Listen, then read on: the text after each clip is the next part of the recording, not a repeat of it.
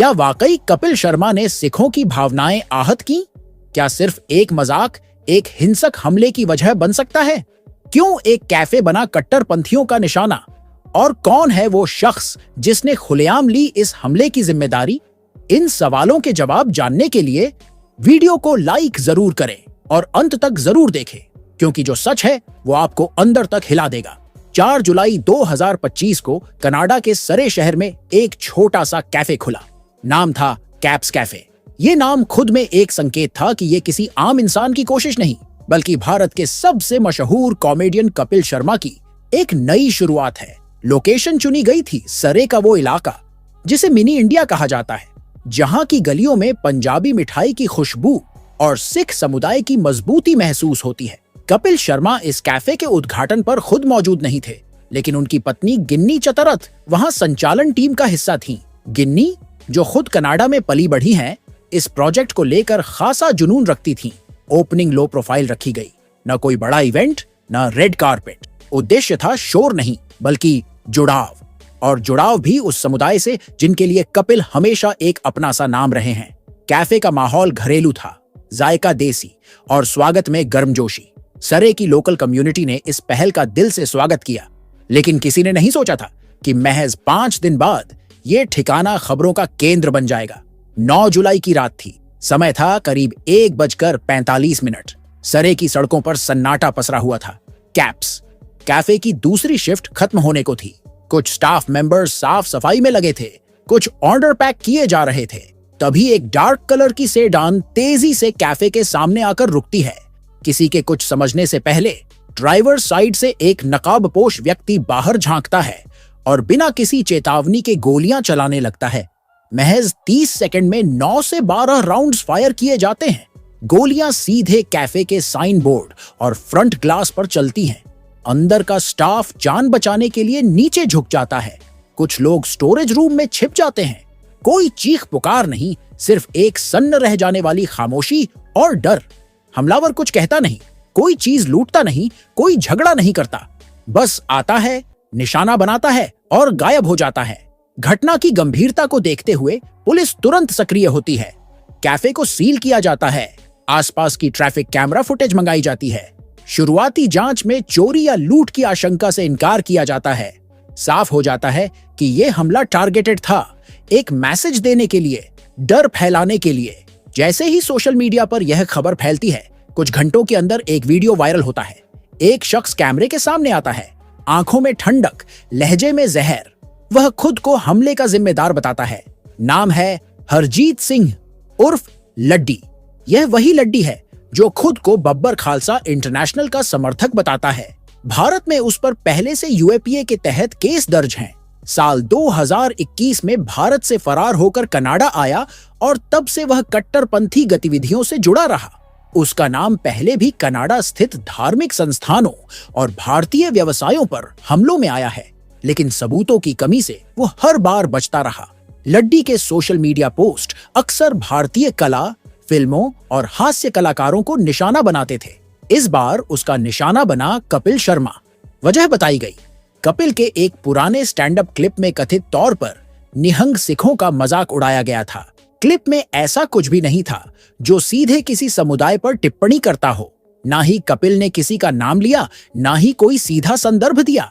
परंतु ऐसे उग्रवादी लोग जिनका एजेंडा डर फैलाना है, उन्होंने इस क्लिप को धार्मिक अपमान का विषय बना दिया और इसे हवा दी। वीडियो में लड्डी कहता है, कपिल शर्मा ने हमारे गुरमुख लिबास का मजाक उड़ाया, अब वो जहां भी जाएगा उसे याद रहेगा।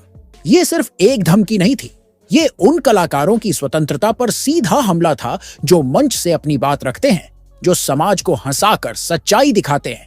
हमला किसी मजाक पर नहीं, एक सोच पर किया गया था। उस सोच पर जिसमें हंसी संस्कृति से जुड़ने का जरिया है, अपमान का नहीं। इससे पहले भी सिक्स फॉर जस्टिस के स्वयंभू लीडर गुरपतवंत सिंह पन्नू ने भी कपिल को लेकर एक वीडियो जारी किया था। उस वीडियो में उन्होंने कहा, कपिल शर्मा, तुमने हमारे निहंग भाइयों का मजाक उड़ाया, अब कनाडा की जमीन तुम्हारे लिए सुरक्षित नहीं है। उस वीडियो में कपिल के शो की क्लिप को काटकर एक खास फ्रेम में पेश किया गया, जिससे एक अलग ही अर्थ निकाला जा सके। पन्नू का अंदाज सीधा धमकी भरा था। और उस वीडियो को टेलीग्राम और इंस्टाग्राम पर वायरल किया गया। कनाडाई इंटेलिजेंस ने पहले से ही इन धमकियों को गंभीरता से लेना शुरू कर दिया था और कैप्स कैफे के आसपास हाई अलर्ट घोषित कर दिया गया था। जो हमला हुआ वो इन चेतावनियों का हिंसक विस्तार था। हमले के बाद कपिल शर्मा ने इंस्टाग्राम और एक्स पर एक छोटा लेकिन स्पष्ट संदेश जारी किया। We are processing the shock but we are not giving up. न कोई दोषारोपण, न कोई सफाई, सिर्फ एक मजबूत इरादा और अपने स्टाफ के लिए आभार।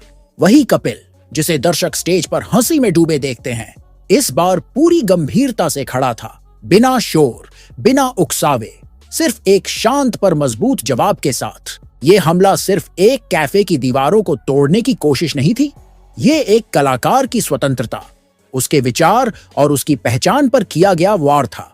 हमला किसी एक व्यक्ति पर नहीं, बल्कि उस पूरे सांस्कृतिक स्पेस पर था जहां कॉमेडी एक रचनात्मक अभिव्यक्ति होती है, न कि धर्म पर टिप्पणी। कनाडाई पुलिस ने लड्डी के खिलाफ अब सीधा केस दर्ज किया है।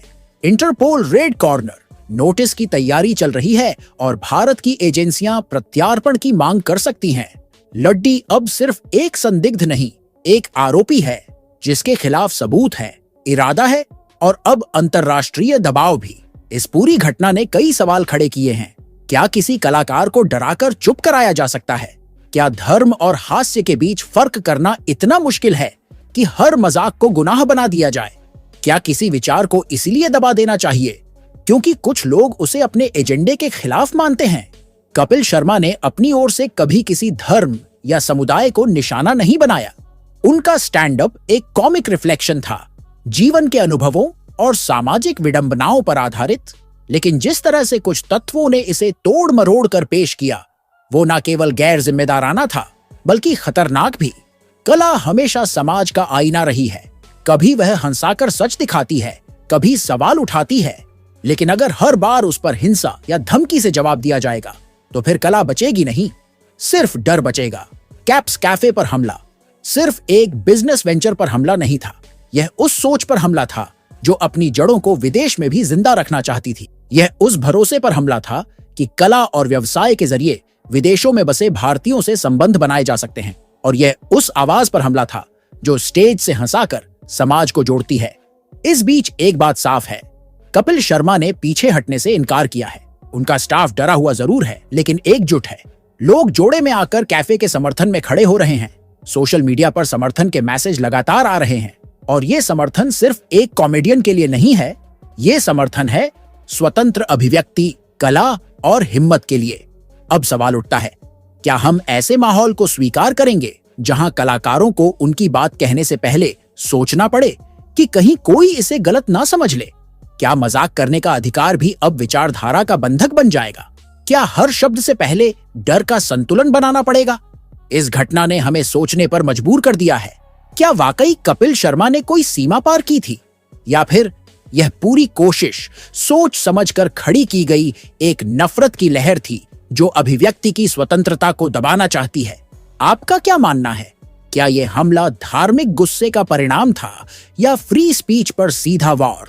नीचे कमेंट में अपनी राय जरूर दें और वीडियो को लाइक करें, शेयर करें और चैनल को सब्सक्राइब करना न भूलें।